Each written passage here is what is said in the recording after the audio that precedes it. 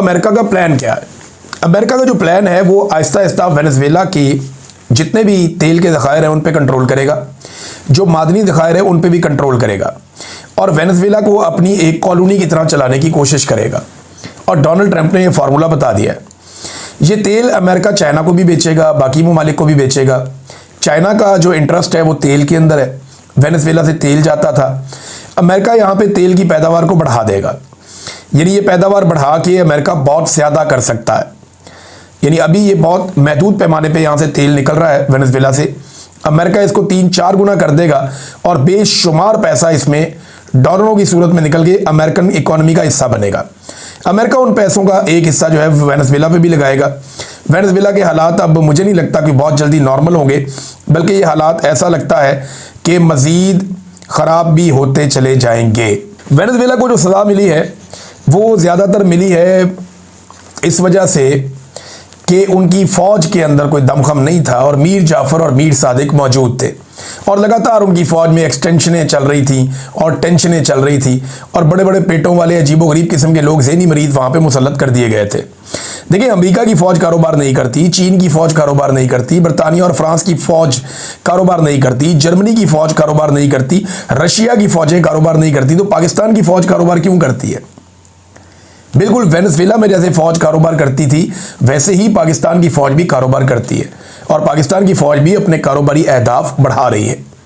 यानी यहाँ पे भी आप देखें ना, PIA ले लिया, शिपिंग कॉरपोरेशन ले ली, दीगर बहुत सारे जो वो एरियाज़ हैं उनके अंदर फ़ौज अपना SIFC के ज़रिए से भी, दीगर ज़राए से भी वो अपना कारोबार के अंदर अपना इंटरेस्ट बढ़ा कर रही है।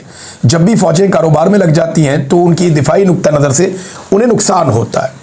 ये एक आलमी सतह पे लिखी पड़ी बात है। अगर किसी को आज समझ नहीं आ रही तो 10 साल बाद समझ आ जाएगी।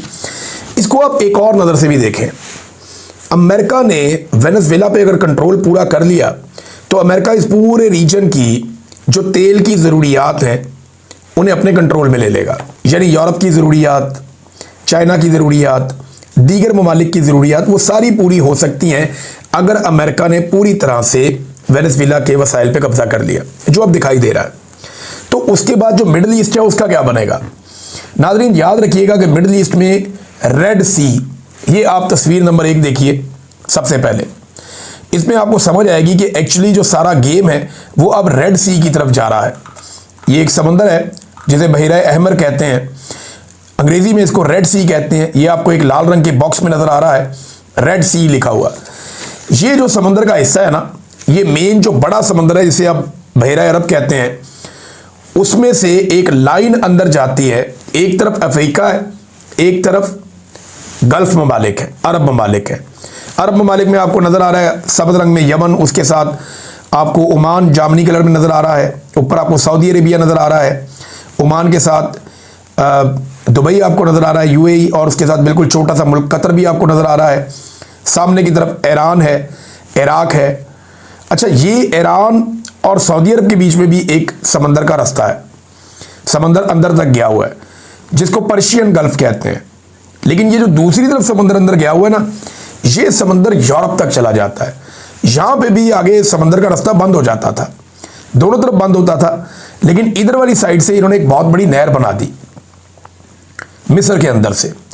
ये नहर जो मिस्र के अंदर बनाई गई ना, ये लगभग कोई जो नहर की लंबाई है ना वो तकरीबन आप समझ लें कोई 193 किलोमीटर है। 193 किलोमीटर लंबी है, कोई 700 फुट से कभी कम कभी ज़्यादा चौड़ी है। इसकी गहराई जो है 70 से 80 फुट तक है। तो ये पूरी नहर जो है वो एक समंदर को दूसरे समंदर से मिलाती है। ये रेड सी जो है ये जाके मेडिटेरेनियन सी से मिलता है, जिसे आप बहरे रूम कहते हैं। ये उससे जाकर मिलता है और यूरोप की तरफ जो रास्ता है एशिया से, एशिया और यूरोप के बीच में जो रास्ता है वो आधा रह जाता है। इसकी वजह से आपका खर्चा और ख़तरा बहुत कम हो जाता है जब आपके बहरी जहाज़ इस रास्ते से गुजरते हैं। यानी ये जो यमन के पास से आगे रास्ता जा रहा है समंदर में, और आगे जाके ये सुएज़ कैनाल, ये आप देखें ना एक और तस्वीर, यहाँ पे आपको ये सुएज़ कैनाल लिखा हुआ नज़र आ रहा है रेड कलर में। ये रेड सी से मेडिटेरेनियन सी का ये रास्ता है, ये नहर बनाई गई है 193 किलोमीटर लंबी।